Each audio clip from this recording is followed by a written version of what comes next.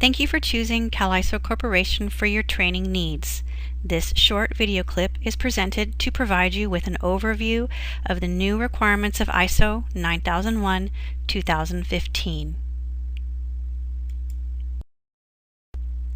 The structure and some terminology have been changed to improve alignment with other management system standards.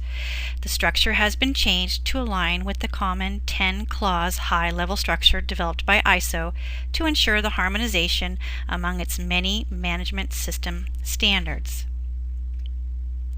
It is not the intent of ISO 9001-2015 to imply the need for uniformity in structure.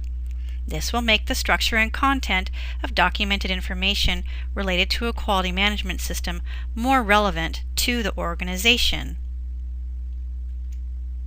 There is no requirement to use the terms used in this standard. Rather, the company can use terms that are applicable to their specific organization.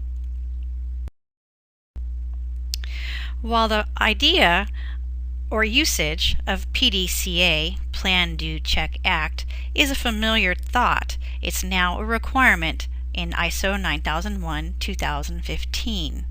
Plan what you want to do. In other words, what are your objectives and how do you want to do it? Maybe it needs a procedure. Do whatever was planned. Check, did things go as planned? Act, how can you improve on what just occurred? Was there a problem? Maybe you need to initiate a corrective action.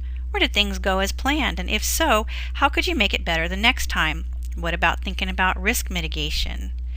All ISO management systems are now required to adopt this structure. One of the key purposes of a quality management system is to act as a preventative tool. ISO 9001-2015 does not contain a requirement of preventive action. Rather, through the use of risk identification and risk mitigation, preventive action will occur. Addressing both risks and opportunities allows for increased effectiveness of the quality management system, achieving improved results and preventing negative effects.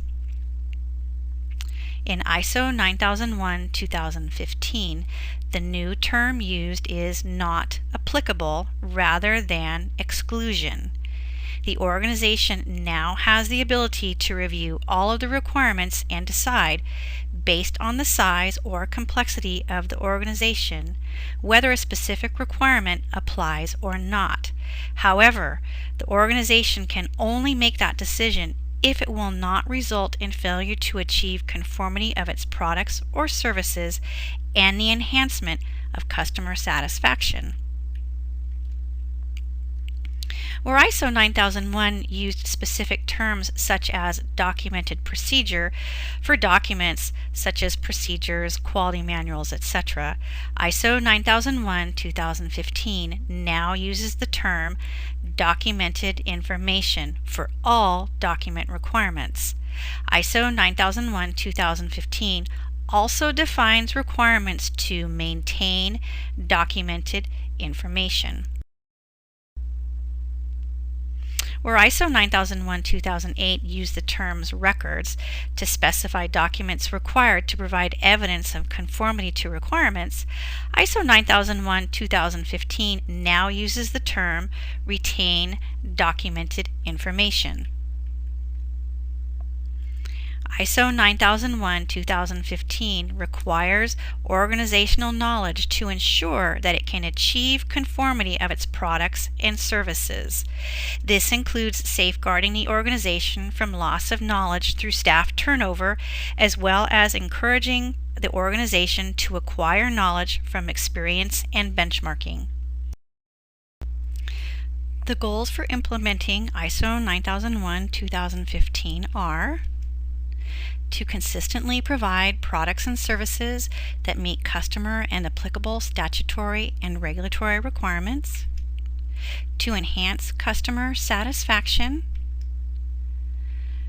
to manage risk and opportunities, as well as demonstrating conformity to specified quality management system requirements. Now let's discuss the new requirements. What is meant by context of the organization? It is the combination of factors, both internal and external, that affect the organization's approach to the way it provides products and services.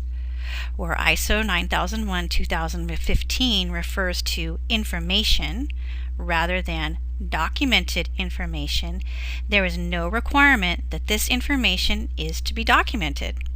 The organization can decide if it is necessary or appropriate to maintain the documented information. Understanding the needs and expectations of the interested parties.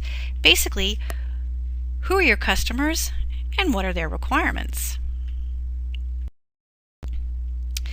In ISO 9001-2015, there are no exclusions, but rather requirements that are applicable.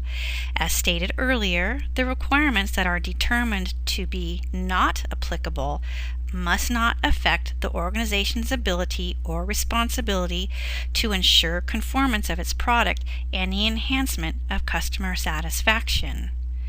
The scope of the quality management system shall be available and be maintained as documented information.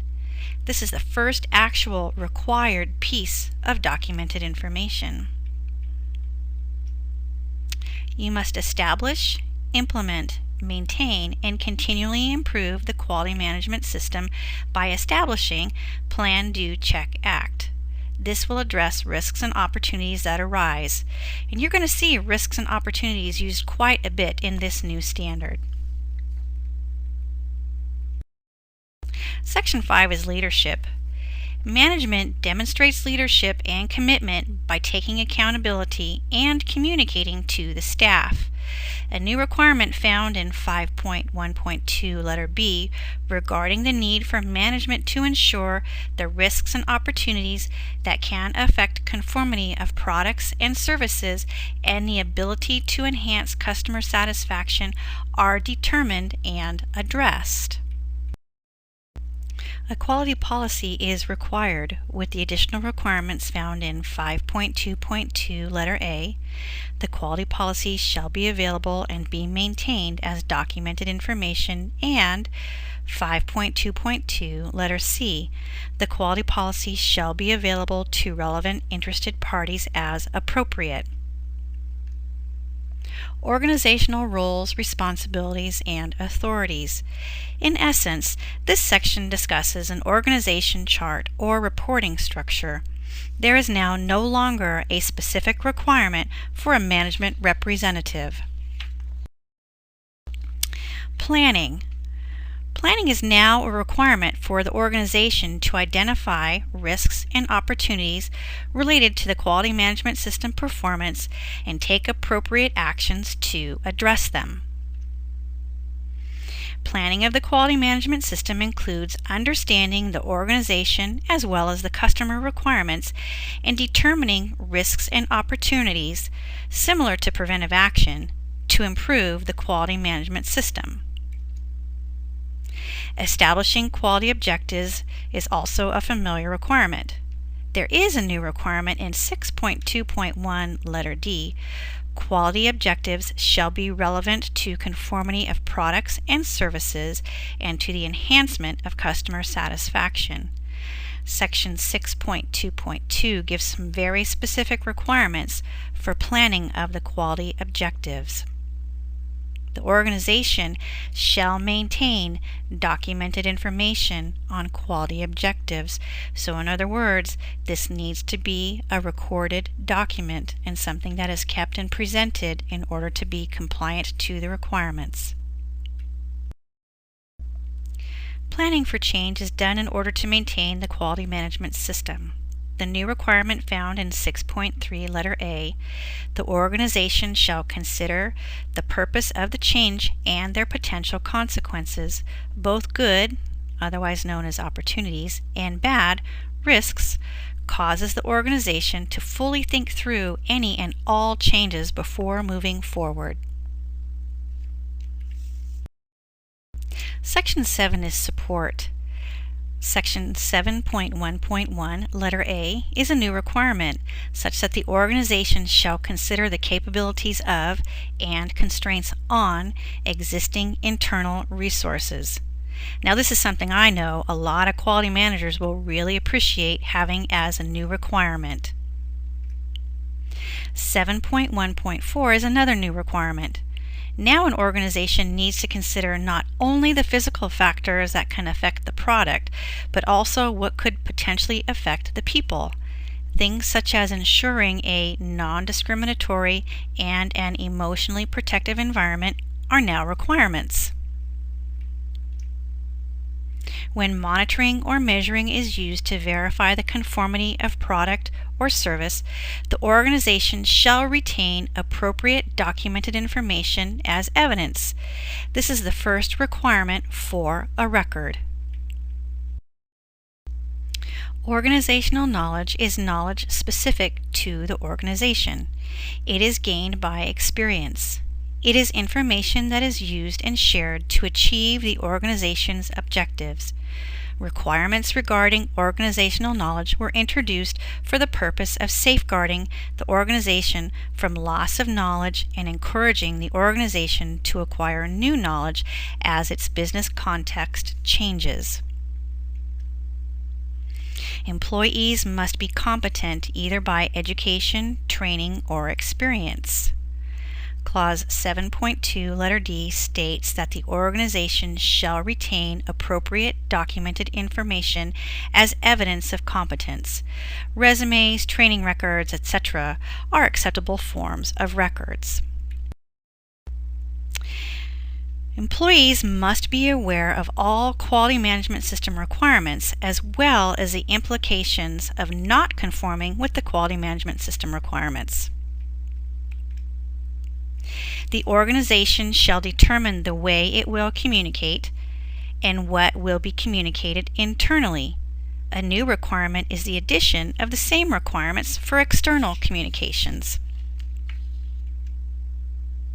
Documented information is a section detailing document control requirements such as identification, format, review, distribution, storage, and retention.